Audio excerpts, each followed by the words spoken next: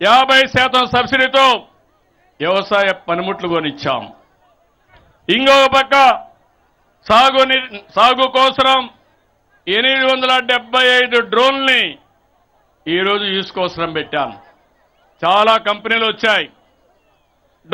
మన ఓర్వకల్లో ఈరోజు drone city పెట్టి రైతుకు వ్యవసాయానికి డ్రోన్స్ ఏ విధంగా ఉపయోగపడతాయో నిరంతరం యూస్ కేసెస్ తయారు చేస్తున్నారు.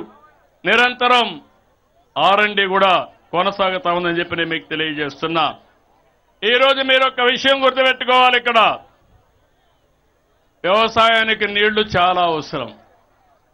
ఒకప్పుడు నిద్ర లేసి వర్షం పడకపోతే వర్షాధార పంటలు మీరేస్తే ఆ తర్వాత ఎప్పుడు కూడా ఆకాశం వైపు చూస్తూ ఎప్పుడు వర్షం పడుతుందా అని బాధపడేవాళ్ళం. అలాంటి చాలా సమస్యలు వచ్చాయి. నేను అందుకే ఈరోజు ఆలోచిస్తున్నాను, రాష్ట్రంలో అన్ని నదుల అనుసంధానం చేయాలి. పోలవరం మనకొక అవకాశం. పోలవరాన్ని పూర్తి చేసుకుంటే సముద్రంలోకి పోయే నీళ్లు వ్యవసాయానికి మళ్లించే అవకాశం ఉంటుంది. అందుకని ఈ సభలో అందరికీ హామీ ఇస్తున్నా, 2027 డిసెంబర్కి పోలవరాన్ని పూర్తి చేసి జాతికి అంకితం చేసే బాధ్యత ఈ ప్రభుత్వానిది.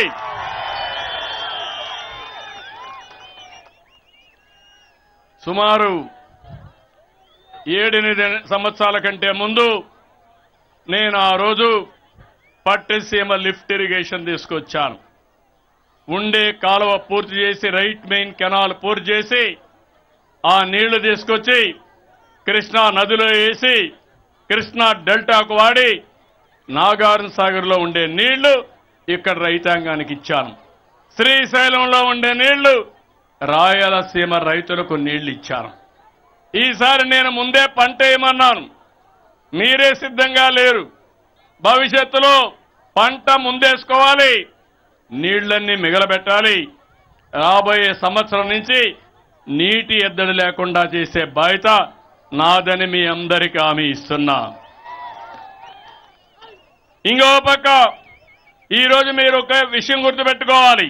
నేను ముందే చెప్పాను, ప్రపంచమంతా పరిస్థితులు మారుతూ ఉంటాయి, రాజకీయ పరిస్థితులు మారుతాయి. ఈరోజు అమెరికా ఉన్న పళంగా 25% డ్యూటీలు పెంచేశారు. దానివల్ల రైతులు పండించే పంటలన్నీ ఇబ్బంది వచ్చే పరిస్థితి వచ్చింది. అయితే నేను ఆలోచించేది, ఎప్పటికప్పుడు ఇవన్నీ దృష్టిలో పెట్టుకొని మీరు ఏ పంట వేయాలనో చెప్తాం, ఏ పొలంలో ఏ వాతావరణంలో ఏ పంట వస్తుందో చెప్తాం, ఎక్కడ నీళ్లు ఎప్పుడు ఇస్తాం ముందే చెప్పేస్తాం. దాని ప్రకారం మీరు పంట వేసుకుంటే ఒకవేళ ఇంటర్నేషనల్ మార్కెట్లో అనుకోని ప్రతిఫలాలు వస్తే కొనే బాధ్యత, మిమ్మల్ని నిలబెట్టే బాధ్యత ఈ ప్రభుత్వాన్ని చెప్పి కూడా మీకు తెలియజేస్తున్నా. అందుకని ఏపీ మార్కెట్ ద్వారా ఈ జిల్లాలో 20 మిలియన్ కేజీల పొగాకు కొనుగోలు చేసి డబ్బులు ఎంతైనా పర్వాలేదు రైతును ఆదుకోవాలని దగ్గర 273 కోట్ల రూపాయలు ఖర్చు పెడుతున్నాం. అందరూ మీనమేషాలు లెక్కేస్తారు. మా అధికార యంత్రాంగం కూడా చెప్పారు, నష్టం వస్తుందన్నారు. నష్టం వస్తే నేను భరిస్తా, నా రైతు చితికిపోవడానికి వీలు లేదని కొనుగోలు చేస్తున్నామని చెప్పి నేను మీకు తెలియజేస్తున్నా. మామిడి రైతులు చిత్తూరులో ఇబ్బంది వచ్చింది, ధరలు పడిపోయినాయి, ఎక్స్పోర్ట్స్ లేవు. కొనుగోలు చేసే ఫల్ ఫ్యాక్టరీస్ అన్నీ ఎక్కడికక్కడ పడకేసే పరిస్థితికి వచ్చారు. నేను 4 రూపాయలు కేజీ, ఒక టన్నుకు 4,000 రూపాయలు ఇచ్చి నేను వాళ్ళని ప్రోత్సహించానంటే అది ఈ ప్రభుత్వానికి రైతుల పట్ల ఉండే అభిమానం, ప్రేమ. ఈరోజు మీరు చూస్తే 4,29,521 మెట్రిక్ టన్నులు మామిడి కొనుగోలు చేసిన పార్టీ తెలుగుదేశం పార్టీ, ఎన్డీఏ అని చెప్పి కూడా నేను మీకు తెలియజేస్తున్నా. ఇంకో పక్క కోకో, పామాయిల్ ఉంది, మధ్యలో లాభం రావాలని ఇంటర్ పంట కింద కోకో వేయించా. దానికి కూడా రేట్లు తగ్గిపోయినాయి. తగ్గిపోతే 500 రూపాయల చొప్పున ఇచ్చి దగ్గర 12 కోట్ల రూపాయలు ఇచ్చి అది కూడా కొనుగోలు చేసి ధరలు నియంత్రణ చేశాం. ఎక్కడైతే మిరప దెబ్బతింటే అనునిత్యం మానిటర్ చేసి ధరల్ని స్థిరీకరించాం. ఇంకో పక్క రబీలో 8,282 కోట్లతో 6 లక్షల మంది రైతుల నుంచి 36 లక్షల మెట్రిక్ టన్నులు ధాన్యాన్ని కొన్నాం.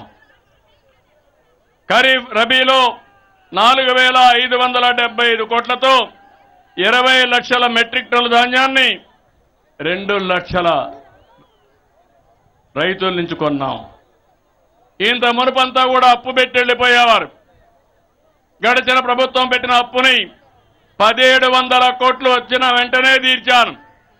ఇప్పుడు నేను ఒకటి హామీ ఇస్తున్నా, ధాన్యం కొనుగోలు చేసిన తర్వాత 48 గంటల్లో మీ అకౌంట్లో డబ్బులేసే బాధ్యత మాది. ఎవరికి ఇబ్బంది రాదు. ఇప్పుడు అడుగుతున్నా, ఏ ప్రభుత్వం ప్రజాప్రభుత్వం అని మిమ్మల్ని అడుగుతున్నా, ఏ ప్రభుత్వం వల్ల మీకు లాభం వస్తుందని మిమ్మల్ని అడుగుతున్నా. కానీ ఈ సమయంలో ఇంకొక పక్క